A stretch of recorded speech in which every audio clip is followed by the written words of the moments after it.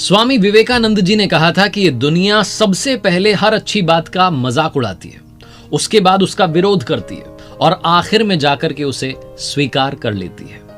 नमस्ते दोस्तों, मेरा नाम है आरजे कार्तिक। आप देखना शुरू कर चुके हैं मेरी नई लर्निंग सीरीज सीखोगे नहीं तो जीतोगे कैसे। और आज जिनकी बात करने जा रहा हूं वो विख्यात आध्यात्मिक गुरु स्वामी विवेकानंद जी हैं। उनका जन्म 1863 में 12 जनवरी के दिन हुआ था, जिसे हम भारत में युवा दिवस के रूप में मनाते हैं। 1902 में 4 जुलाई के दिन वो परलोक गमन कर गए। 39 सालों की इस जीवन यात्रा में मात्र 39 साल उन्होंने जिंदगी जी, लेकिन इन 39 सालों में उन्होंने इस दुनिया को, देश को इतने अच्छे और शानदार विचार दिए हैं कि अगर आप उनमें से किसी एक पर भी इंप्लीमेंट कर लें तो शायद आपकी जिंदगी हमेशा के लिए बदल जाए। 1893 में जब उन्हें बुलाया गया था यूएसए में शिकागो में विश्व धर्म महासभा में, 2 मिनट का समय उन्हें मिला था अपना भाषण देने के लिए। और वो भाषण आज भी याद किया जाता है क्योंकि उन्होंने अपने भाषण की शुरुआत की थी, मेरे प्यारे अमेरिकी बहनों और भाइयों। ये जो शुरुआत की पंक्ति थी, जो शुरुआत के शब्द थे, इन्होंने हर किसी का दिल जीत लिया। यूरोप में, अमेरिका में, अपने देश में, भारत में, सब जगहों पर सनातन धर्म की आवाज को पहुंचाने के लिए, सनातन धर्म की जो सोच है उसे पहुंचाने के लिए स्वामी विवेकानंद जी ने रामकृष्ण मिशन की स्थापना की थी, जो कि आज भी अपना काम कर रहा है।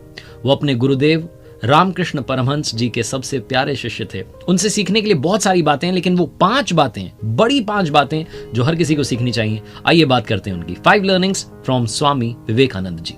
लर्निंग नंबर 1, सीखने वाली सबसे बड़ी बात जो स्वामी विवेकानंद जी से है वो है इंसान के अंदर दया का भाव होना चाहिए, दूसरों की मदद करने का भाव होना चाहिए। एक छोटी सी कहानी है और मुझे बहुत पसंद है। मैंने बचपन में स्कूल में सुनी थी, तब से मुझे आज तक याद है। स्वामी विवेकानंद जी की माताजी ने उनसे चाकू मांगा। स्वामी विवेकानंद जी ने चाकू ला करके दिया। माँ किचन में कुछ काम कर रही थी और जब चाकू उन्होंने माँ को पकड़ाया तो जो चाकू की तेज धार थी वो अपनी तरफ रखी और जो कवर था वो माँ के हाथ में था। माँ ने जैसे ही चाकू अपने हाथ में लिया, कहने लगी कि बेटा तू तो बड़ा होकर के बहुत लोगों की मदद करेगा, बहुत लोगों का प्यार पाएगा। स्वामी विवेकानंद जी ने पूछा कि ऐसा क्यों माँ? तो माँ ने बताया कि तूने ख्याल रखा कि तेरी माँ को चोट न लग जाए। जिस तरफ धार थी, तेज धार, अभी तो तू छोटा सा बच्चा है, तुझे इस बात की समझ है कि उस धार वाले हिस्से को तूने अपने हाथ में रखा और कवर वाला जो हिस्सा है वो मुझे दिया। स्वामी विवेकानंद जी का जीवन इस छोटी सी घटना से ही समझ में आता है कि कितने दयालु थे। उनके अंदर दया का भाव बहुत ज्यादा था।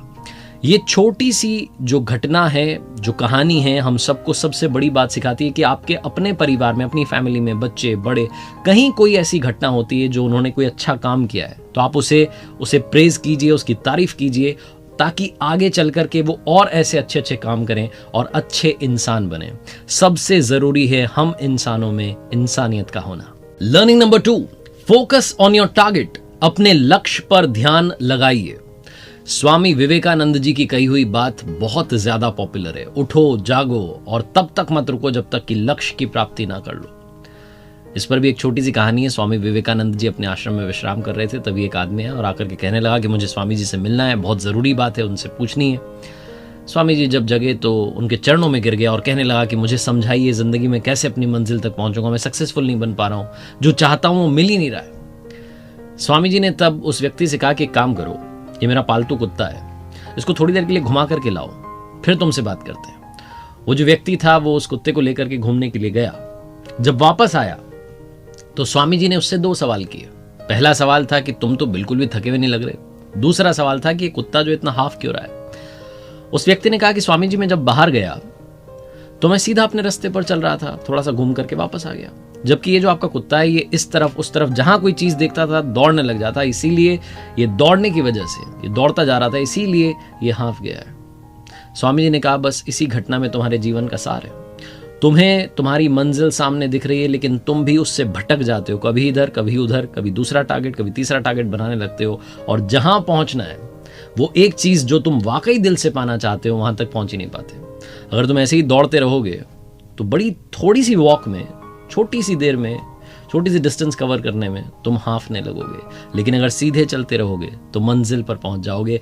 ये कहानी, ये घटना भी यही सिखाती है कि जिंदगी में अपने गोल की तरफ फोकस कीजिए, डिस्ट्रैक्ट मत होइए। कई बार हम दूसरों की बातों में आकर के ऐसा सोचते हैं कि इसने तो इस फील्ड में अपना नाम कमा लिया, मुझे भी इधर ही जाना चाहिए। बहुत जल्दी डिस्ट्रैक्ट हो जाते हैं, फिर पता चलता है कि वो हमारे काम का नहीं था और जहां हम जाना चाहते थे वहां जाने के लिए देरी हो गई। लर्निंग नंबर 3, सीखने वाली तीसरी सबसे जरूरी और सबसे बड़ी बात। हो सकता है आप कहें कि तो मालूम है हमें, इसमें क्या सीखना है, लेकिन आज के जमाने को देखते हुए मुझे लगता है कि ये सबसे इंपॉर्टेंट लर्निंग है। रिस्पेक्ट विमेन, नारी का सम्मान हमेशा होना चाहिए।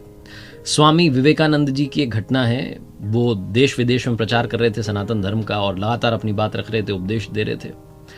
दूसरी कंट्री में थे, वहां बहुत सारे लोग उनसे मिलने के लिए आए हुए थे, उनका दर्शन करने के लिए आए हुए थे। एक महिला उनके पास में आई, उस देश की महिला थी, फॉरेन की, और वो लेडी आकर के कहने लगी कि मैं आपसे बहुत इंप्रेस्ड हूँ, आपके थॉट से बहुत इंप्रेस्ड हूँ, आप बहुत अच्छी बात करते हैं और मैं आपको अपना पति बनाना चाहती हूँ। जहां उस महिला ने प्रपोज किया शादी के लिए, स्वामी विवेकानंद जी ने कहा कि ऐसा कैसे हो सकता है, मैं सन्यासी हूं और अगर आप मुझसे इंप्रेस्ड हैं तो एक काम कीजिए, आप मुझे अपना बेटा बना लीजिए, इससे मेरा सन्यास भी नहीं टूटेगा और आपको मेरे जैसा बेटा मिल जाएगा। जहां उन्होंने ये बात कही, वो महिला स्वामी जी के चरणों में गिर गई और कहने लगी कि वाकई में आप ईश्वर के समान हैं, ऊपर वाले के समान हैं, जो कभी भी अपने धर्म के रास्ते से विचलित नहीं होता, डिस्ट्रैक्ट नहीं होता।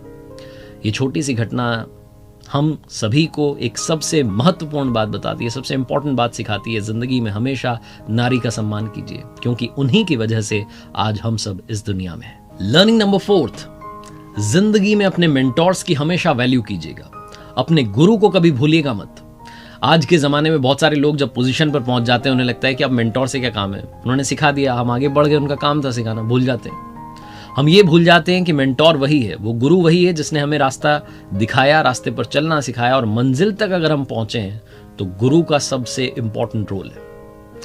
स्वामी विवेकानंद जी अपने गुरुदेव रामकृष्ण परमहंस जी के लिए जिंदगी भर समर्पित रहे।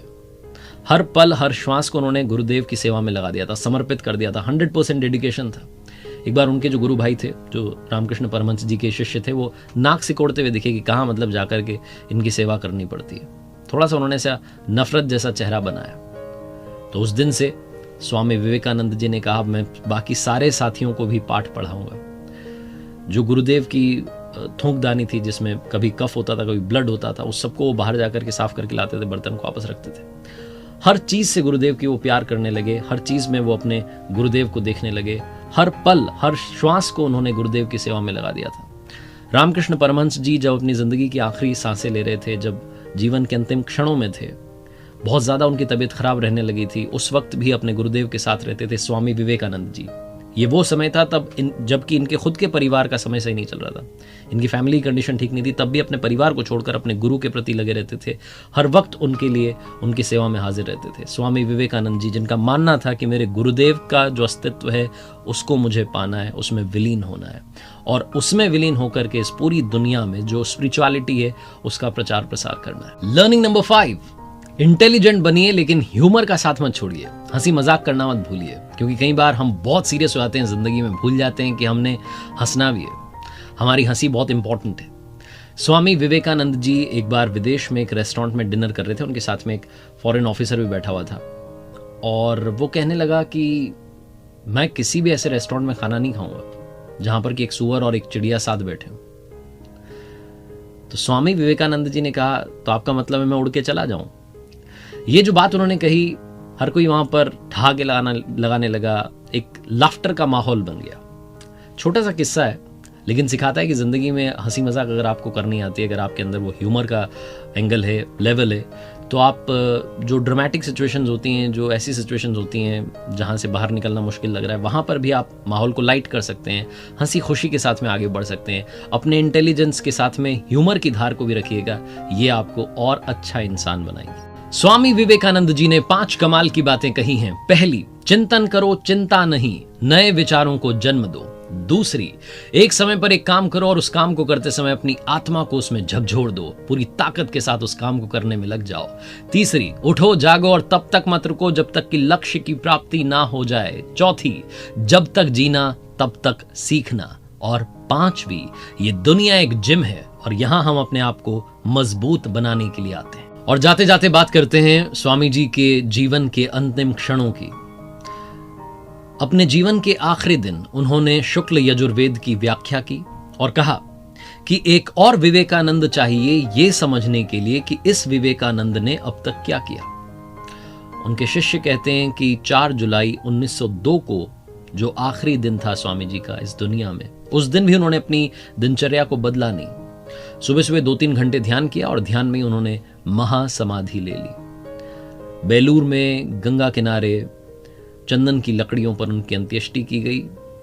इस किनारे उनकी अंत्येष्टि की गई, दूसरे किनारे पर 16 साल पहले उन्हीं के गुरुदेव रामकृष्ण परमहंस जी की भी वहां अंत्येष्टि की गई थी। बेलूर में आज वहां मंदिर है। स्वामी विवेकानंद जी के जो विचार थे उनको आगे बढ़ाने के लिए उनके शिष्य लगातार काम कर रहे हैं। उम्मीद करता हूं कि इस वीडियो से काफी कुछ आपको सीखने को मिला होगा। स्वामी विवेकानंद जी के जीवन से, उनके थॉट से सीखने के लिए इस दुनिया में बहुत कुछ है जो इस दुनिया को ही बदल सकता है। जाते जाते बस यही कहूंगा जो हमेशा कहता हूं, ऊपर वाले के आशीर्वाद के साथ, अपनी सच्ची मेहनत के साथ और अपनों के प्यार के साथ कर दिखाओ कुछ ऐसा कि दुनिया करना चाहे आपके जैसा। याद रखिए, हर सोमवार सुबह 9:30 बजे मेरे साथ देखिए एक नई कहानी।